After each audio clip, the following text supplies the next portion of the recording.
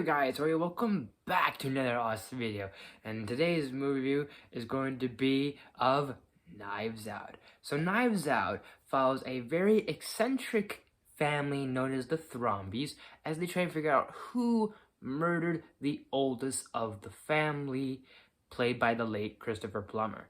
So this movie is directed by Rian Johnson. Now we'll get more into him later and at the end of this video, but I will say this about Rian Johnson is that probably like other movies and actors and directors out there, he's got a diverse fan base and a very divided fan base. People love him and people hate him. People love him for things like Looper, and then people hate him for things like The Last Jedi.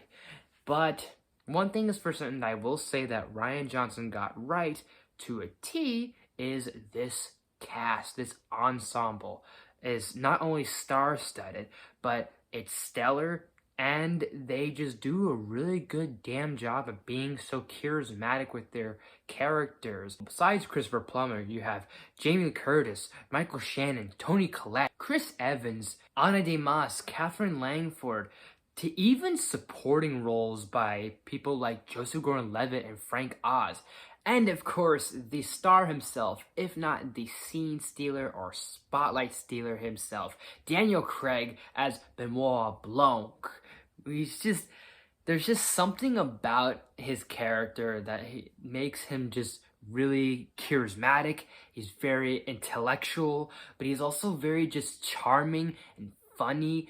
And he's got like something about that drawl he's got in his voice that makes it a little funny. I think that's why he comes off as very funny, kind of very like eccentric. Then again, this whole cast is eccentric, but something about this detective makes him very just intriguing, and there's just something really cool and just something really great about this character that he's kind of like now our main key and our reoccurring character throughout this franchise, because this is now becoming a franchise. Either way, it feels like Daniel Craig is definitely carrying the weight of these movies on his shoulders, and he's doing a pretty damn good job. Another thing I do want to say that Rian Johnson does excellently about this film is he kind of almost reinvents the whole shtick of the classic whodunit scenario, because the whole murder mystery whodunit kind of shtick cliche has kind of been done for quite some time in just many forms of media, but I feel like Rian Johnson kind of reinvents it in this sort of just unique, sort of stylish way that kind of feels fresh. It kind of feels a little different, kind of feels a little almost original to an extent, and to a T almost.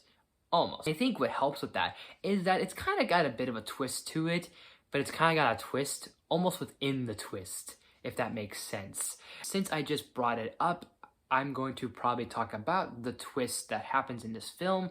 And I know I want to say this movie is 3 years or 4 years old, but I'm still going to put a spoiler warning for anyone that hasn't seen it or doesn't know about the twist whatsoever. I will leave a time code in the description on basically the time code to skip to and go to basically my overall thoughts, essentially. First, the twist is revealed that Ana de Mas's character kinda kills Christopher Plummer's character, and it's done through an accident because she plays Christopher Plummer's character's like caregiver, caretaker. She's like a nurse, a home health aide kind of. She goes there to basically give him his medication or whatever he needs, insulin, whatever it is he needs. I don't remember the exact like narcotics or drugs that they use, but I know that she gives him the right prescription.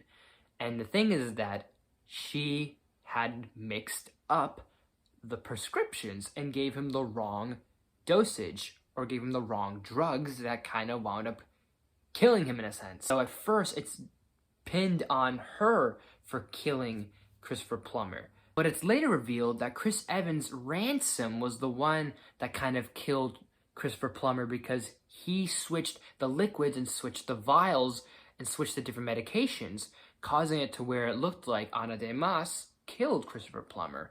All I can definitely recall is that I do remember Chris Evans being the villain. Him being the villain comes off as very kind of bratty, but also very just smart and conniving, because he's kind of the youngest out of the family. Him and Michael Shannon's Walt are the ones that are kind of being kicked out, kind of cut from the family business.